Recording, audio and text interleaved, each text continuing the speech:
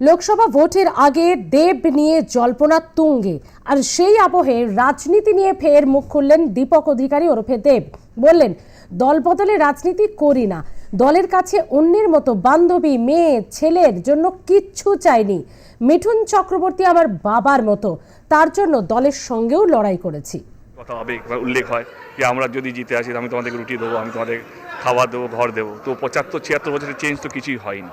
তো আমার মনে হয় এইটাই রাজনীতি। এখানে কিভাবে অন্যকে ছোট করে, কিভাবে অন্যকে দোষ চাপিয়ে নিজেকে বড় করা যায়, আমি সেই রাজনীতির মধ্যে বিশ্বাস করি না। এবারে যেটা হয়েছে সেটা চুরি করাকরি, মানে আওয়াজটা বেড়েছে, কাজটা কম হচ্ছে।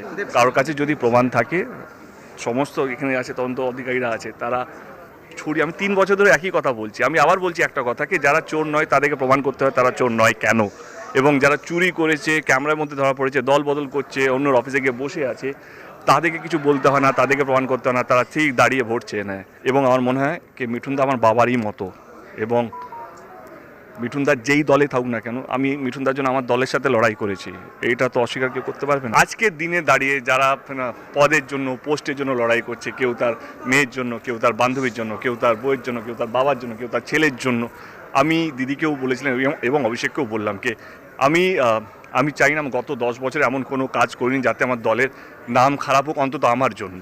কথা হবে, উল্লেখ